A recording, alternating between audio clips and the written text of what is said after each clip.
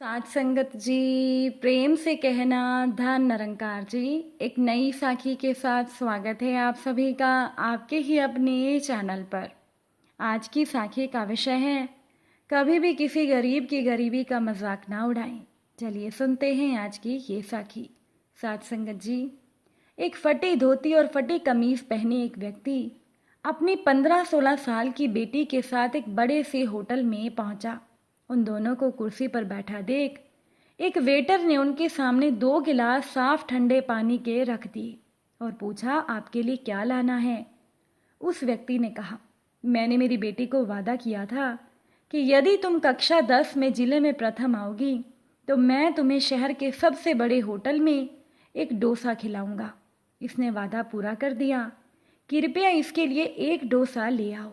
Waiter ने पूछा, आपके लिए क्या लाना है। उसने कहा, मेरे पास एक ही डोसे के पैसे हैं। पूरी बात सुनकर वेटर मालिक के पास गया और पूरी कहानी बताकर कहा, मैं इन दोनों को भरपेट नाश्ता कराना चाहता हूँ।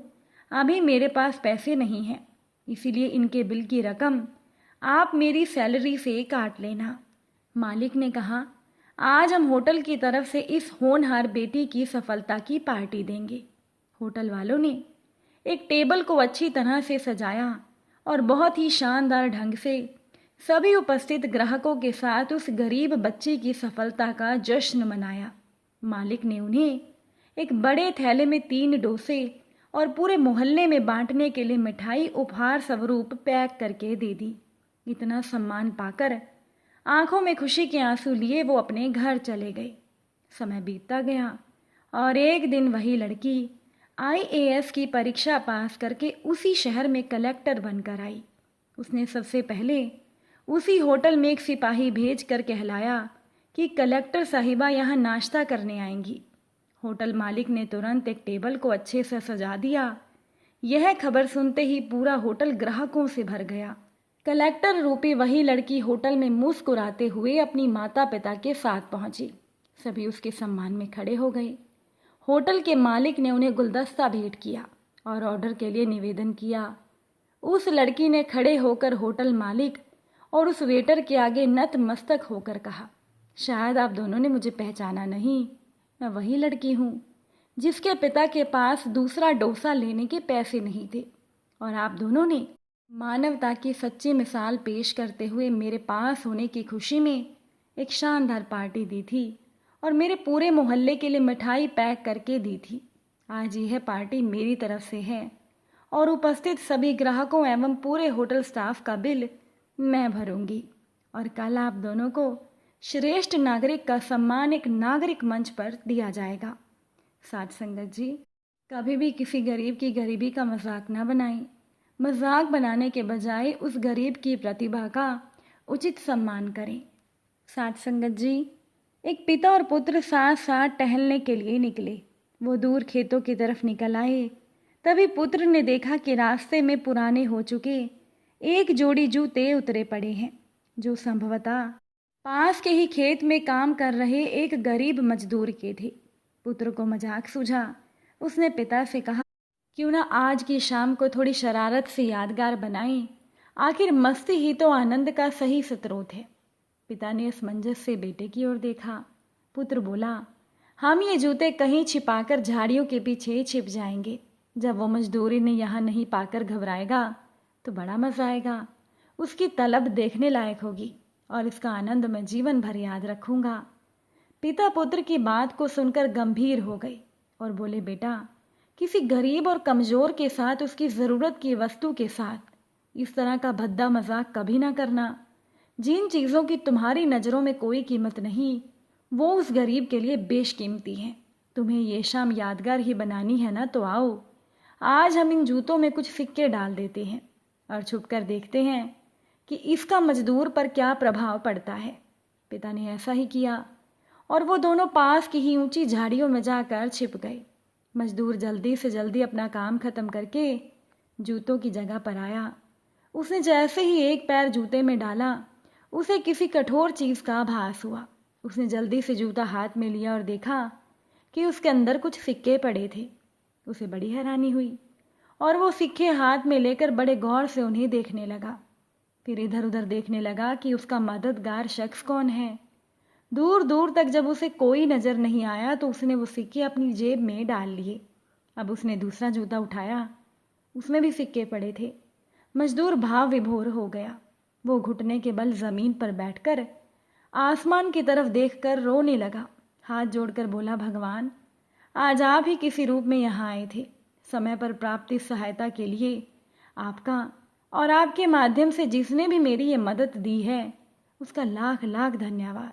आपकी सहायता और दयालुता के कारण आज मेरी बीमार पत्नी को दवा और मेरे भूखे बच्चों को रोटी मिल जाएगी। तुम बहुत दयालु हो प्रभु, आपका कोटि कोटि धन्यवाद। मजदूर की बातें सुनकर बेटे की आंखें भर आई। पिता ने पुत्र को सीने से लगाते हुए कहा, क्या तुम्हारी मजाक मजे वाली बात से जो आनंद तुम्हें जीवन भर याद रहता, उसकी तुलना में इस गरीब के आंसू और दिए हुए आशीर्वाद तुम्हें जीवन पर्यंत जो आनंद देंगे वो उससे कम है क्या? बेटे ने कहा, पिताजी, आज आपसे मुझे जो सीखने को मिला है उसके आनंद को मैं अपने अंदर तक अनुभव कर रहा हूँ। अंदर एक अजीब सा सुकून है। आज के प्राप्त सुख और आनंद को मैं जीवन भर नहीं भूलूंगा। आज मैं उन शब्दों का मतलब समझ गया जिन्हें मैं पहले कभी नहीं समझ पाया था।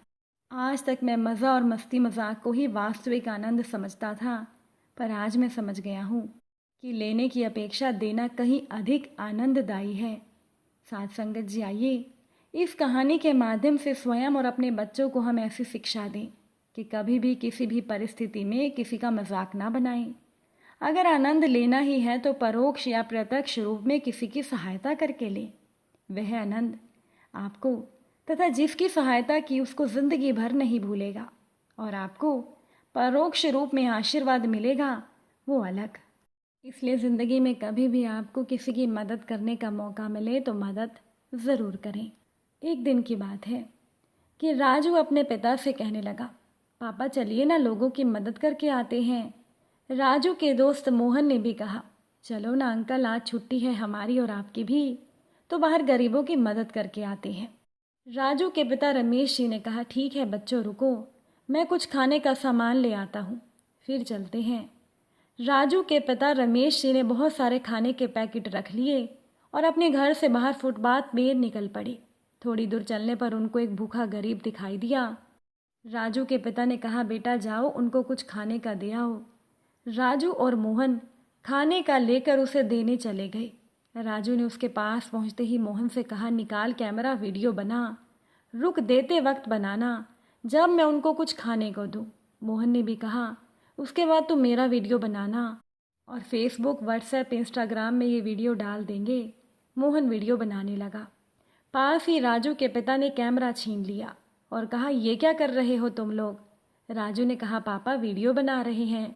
ये वीडियो हम सोशल नेटवर्किंग साइट्स में डाल देंगे जिससे लोगों को पता चल सके कि हम सबकी मदद करते हैं। राजू के पिता ने मोहन और राजू को अपने पास बुलाया और कहा, नहीं बच्चों, दिखावे की मदद कभी सफल नहीं होती, इससे हमें पुण्य नहीं मिलता।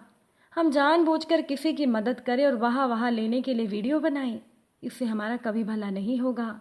राजू रूठते हुए, पर पापा हम अपने दोस्तों को क्या दिखाएंगे कि हमने किसी की मदद की है? राजू के पिता ने फिर कहा, बेटा मदद दिखाकर या बताकर नहीं की जाती। मदद तो वो सच्ची है अगर एक हाथ से करो तो दूसरे हाथ को पता भी ना चले। राजू ने फिर कहा, पापा फिर हमें लाइक्स कैसे मिलेंगी? राजू के पिता ने कहा, बेटा हम इंसान बस लाइक कमेंट करते हैं और वो सच्चा ईश्वर हमें अच्छे कर्मों का फल देता है। इस बार मोहन ने कहा, अंकल भगवान कैसे देखेंगे, हमने तो वीडियो नहीं बनाया। राजू के पिता हंस पड़े और बोले, बेटा भगवान को वीडियो की कोई ज़रूरत नहीं, वो लाइव देखते हैं, बिल्कुल क्रिकेट मैच की तरह। चलो अब इन्हें जल्दी कुछ खाने का दो, किसी को इंतज़ार नहीं कराते। राजू और मोहन ने अधूरे मन से सबको खाने का दे दिया और घर आ गए। दोनों सोचने लगे कि अब दोस्तों को क्या दिखाएंगे, हमारी तारीफ कौन करेगा। यही सोचते सोचते राजू तो सो गया, मोहन अपने घर चला गया। सुबह स्कूल में मैडम ने कहा, राजू मोहन तुम्हें प्रिंसिपल सर ने प्रार्थना स्थल पर बुलाया है और बाकी बच्चों को भी बुलाया है, सभी को वहाँ जाना है। प्रिंसिपल सर ने स्टेज पर कहा, राजू और मोहन तुम ऊपर आओ, और उन्हें बुलाकर उनकी पूरे स्कूल के सामने बहुत तारीफ की और कहा, बच्चों मैंने तुम्हें अपने घर जाते समय फुटपाथ में लोगों की मदद करते देखा था।